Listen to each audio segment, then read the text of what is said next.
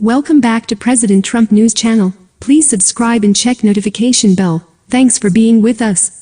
They're scaring the living hell out of people, and I see it again as like, oh, let's bludgeon Trump with this new hoax. By the way, this program has always taken the coronavirus seriously, and we've never called the virus a hoax. I'm not afraid of the coronavirus, and no one else should be that afraid either. Hold my hand. I didn't take the social distancing that seriously. Friday, Saturday, and Sunday night, I went out to dinner here in the city, and I woke up this morning and I realized that was not the right move. Hannity, tonight, if you are over the mass hysteria, if you're over politicizing and weaponizing of the coronavirus, you are not alone. This very moment is a critical time for everybody in the country.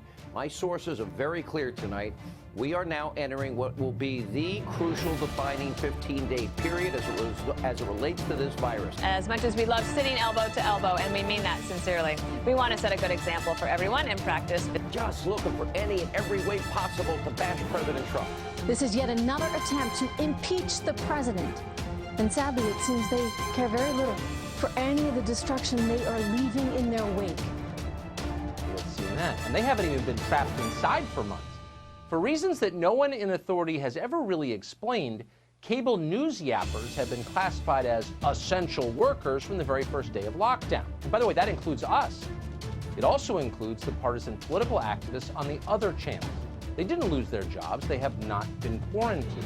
If anything, they are thriving in the midst of this disaster. They feel more essential than they ever have. Your suffering has been the best thing to happen to them since impeachment, when they got to spend a full month pretending to know where Ukraine is. So you can imagine their rage when they saw you outdoors this weekend, enjoying time with your family. The fact that you disobeyed them drove them insane. Here's CNN. These were not the images health officials were hoping to see this Memorial Day.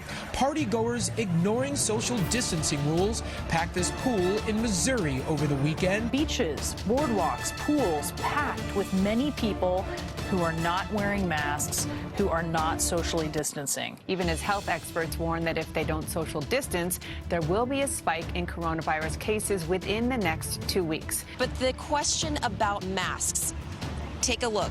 There isn't a single person on this beach wearing one. Scenes of crowded vacationers on a boardwalk in Ocean City, Maryland, and at Myrtle Beach, South Carolina. Even as states start to reopen, I don't even like that term reopening because it symbolizes the floodgates being opened.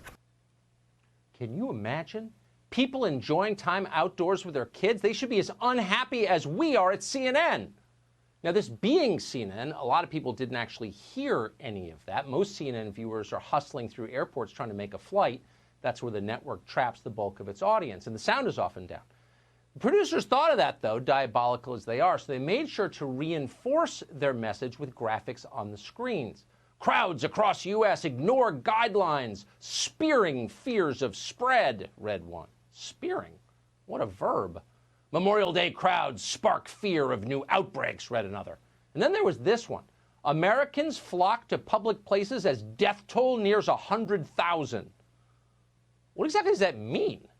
CNN never explained. You should be terrified. That was the point, so no explanation was necessary.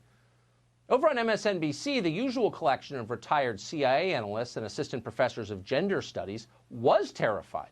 They feared that somewhere out there in America, there might still be people who believe in more than shopping and vacations.